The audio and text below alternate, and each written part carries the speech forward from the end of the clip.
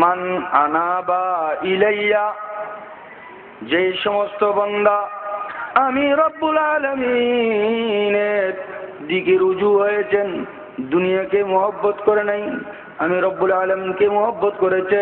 সকলের মহব্বত একদিক, সকলের মহব্বত সম্পর্ক একদিক। আমি রব্বুল আলামিনের জন্য সকল কিছু ছেড়ে দিয়ে আমি আর দিকে যারা রুজু হয়েছেন, ওই সমস্ত আমার বান্দাদের ইত্তেবা করো, বলুন সুবহানাল্লাহ। কারা কারা? ওয়াত্তাবিউ সাবিলা মান, মান মানি নবীগণ, মান মানি সিদ্দিকগণ, মান মানি শুহাদাগণ, মান মানি সালিহিনগণ, মিনান নবিয়ুল্লাহ, সকলে বলুন সাল্লাল্লাহু আলাইহি ওয়াসাল্লাম। নকশু সুলাইমান বিন দাউদ আলাইহিস সালাম, লা ইলাহা ইল্লাল্লাহু মুহাম্মাদুর রাসূলুল্লাহ সাল্লাল্লাহু আলাইহি ওয়াসাল্লাম। সুলাইমান আলাইহিস সালামের যে আংটি মুবারক ছিল, সেই আংটিতে ক্ষমতা ছিল, ক্ষমতার ছিল লা ইলাহা ইল্লাল্লাহু মুহাম্মাদুর রাসূলুল্লাহ সাল্লাল্লাহু আলাইহি ওয়াসাল্লাম। তাহলে কি বোঝা যায়? প্রকৃত সুলাইমান আলাইহিস সালামের ক্ষমতাটাই হচ্ছে আমার নবীরই ক্ষমতা, বলেন সুবহানাল্লাহ। হযরত সুলাইমান আলাইহিস সালাম আকাশের উপর, শূন্যের উপর ভ্রমণ করে যাচ্ছেন। হঠাৎ করে তিনি নির্দেশ করলেন, জমিনের মধ্যে অবতরণ করো। তখন তার সিংহাসন জমিনের মধ্যে অবতরণ করলো। অবতরণ করার পরে সুলাইমান আলাইহিস সালাম নিজের জুতা মুবারক নিজে খুললেন, খুলে কিছু জায়গা হেঁটে হেঁটে গেলেন। যাওয়ার পরে তুব্বা নামক তার অনুসারী বললেন, ইয়া নবী আল্লাহ, আপনি পয়গম্বর, আপনি দুনিয়ার জমিনের মধ্যে বাদশাহী করছেন, সুলতানাত করছেন, আপনি এই জায়গাতে খালি পায়ে কেন হেঁটে গেলেন? এই জায়গাকে কেন তাজিম করলেন? এই জায়গাকে কেন সম্মান করলেন? বলেন সুবহানাল্লাহ।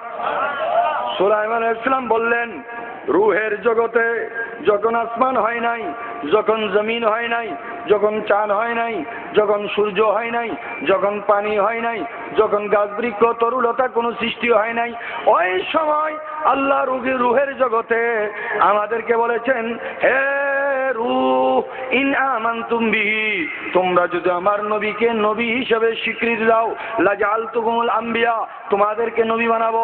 যেই নবীকে আমরা নবী হিসাবে স্বীকৃতি দেওয়ার কারণে আদম থেকে ঈসা আলাইহিস সালাম পর্যন্ত সকলকে আল্লাহ নবুয়ত দান করেছেন, ওই নবী ইমামুল আম্বিয়া দুনিয়ার জমিনে 1000 বছর পরে আসবে।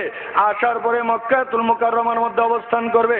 ওই মক্কাতুল মুকাররমা থেকে হিজরত করে মদিনা শরীফ আসবে। মদিনা শরীফ আসার পরে 63 বছর জিন্দেগি দুনিয়ার মধ্যে অবস্থান করবে।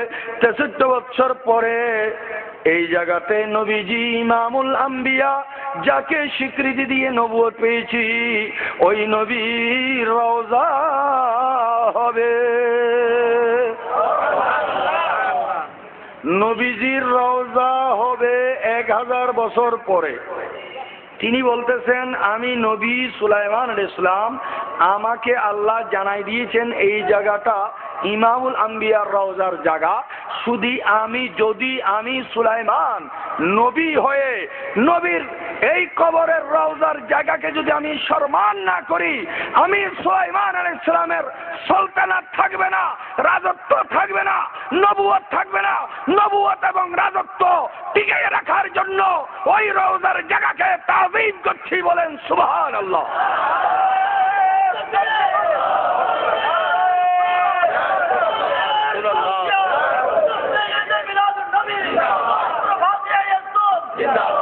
मोहतरम हाजरीन, मैं सर्वस्तरेर ईमानदार मुसलमानेर काছে আমি প্রশ্ন রাখতে চাই, ওয়াত্তাবিউ সাবিলা মান, ওই সমস্ত বান্দাদের পথ অনুসরণ করো। তারা কারা? নবী, সিদ্দিক, শুহাদা, সালেহিন। তাহলে সুলাইমান আলাইহিস সালাম পয়গম্বর হয়ে যদি নবীর রওজাকে যদি এইভাবে তাজিম করে শিক্ষা দিয়ে যেতে পারে, নিজের লাভের জন্য নাকি? নিজের লাভের জন্য না। তাইলে আমাদের নবীজির রওজা তাজিম করতে হবে কিনা? যারা নবীর রওজাকে তাজিম করে না, তারা এই আয়াতের উপর আমল করে নেন। আল বিদায়া ওয়ান নিহায়া কিতাবের মাঝে হযরতে দানিয়েল আলাইহিস সালামের একটা ঘটনা লিখেছে, বিশ্ববিখ্যাত কিতাব। হযরতে দানিয়েল আলাইহিস সালাম ফরিয়াদ করলেন, ইয়া রাব্বাল আলামিন, আমার যেই দিন রূহ চলে যাবে, আমার শরীরে যেই কাপড় থাকবে ওটা যেন খোলা হয়, বলেন সুবহানাল্লাহ। আমার ইন্তেকাল হয়ে যাবার পরে যাতে আমাকে গোসল দেওয়া না হয়, বলেন সুবহানাল্লাহ। আমার ইন্তেকালের পরে যাতে আমাকে কাফন দেওয়া না হয়, আমাকে জানাজা দেওয়া না হয়, আমাকে কবর দেওয়া না হয়, সুবহানাল্লাহ। আল্লাহ জিজ্ঞেস করলেন, হে পয়গম্বর, আপনি নবী হয়ে জানাজা চান না, দাফন চান না, গোসল চান না, আপনি চান কি? বলে যে ইয়া বারেলাহি, হযরতে সরকার দু আলম সাল্লাল্লাহু আলাইহি সাল্লাম যাকে স্বীকৃতি দেওয়ার কারণে আপনি আমি দানিয়েল আলাইহিস সালামকে নবুয়ত দান করেছেন, ওই নবীর উম্মত হওয়ার বড় আরজু। ততদিন আমি দুনিয়াতে থাকবো না। আমার ইন্তেকালের পরে আমি জানাজাও চাই না, কাফনও চাই না, গোসলও চাই না, কবরও চাই না। আমার ইন্তেকালের পরে আমি যেইভাবে ইন্তেকাল হব, যেই জায়গাতে ইন্তেকাল হব, ওই জায়গাতেই আমি থাকতে চাই। আল্লাহ বললেন কতদিন? বলে যে ওই আখেরি নবী দুনিয়াতে না আসা পর্যন্ত। চিৎকার দিয়ে বলুন সুবহানাল্লাহ। তো বলে যে আপনার হাবিব দুনিয়াতে আসার পরে আপনার পেয়ারা মাহবুব নবীকে যারা দেখে ঈমান আনবে, ওই নবীর সাহাবা যারা হবে, ওই নবীর সাহাবার মধ্য থেকে যে কোনো একজন এসে যদি আমার গোসল জানাজা যদি দিয়ে দে, তাহলে এতে আমি আনন্দিত।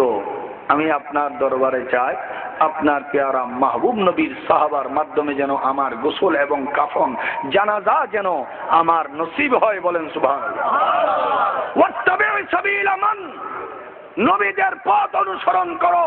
ইসলামকে নবী হিসেবে স্বীকার করতে হবে, অস্বীকার করা যাবে না। যেখানে দানিয়েল আলাইহিস সালাম পয়গম্বর হয়ে নবীর সাহাবার জানাজা চেয়েছেন, নবীর সাহাবার আপনার গোসল চেয়েছেন, নবীর সাহাবার হস্ত মুবারকে কাফন পরিধান চেয়েছেন, চিৎকার দিয়ে বলুন সুবহানাল্লাহ। কারণ হযরতে সরকার দু আলম সাল্লাল্লাহু আলাইহি ওয়াসাল্লামকে যারা ঈমানের চোখে দেখেছেন তারা সাহাবা। দানিয়েল আলাইহিস সালামের আরজু হলো যে আমি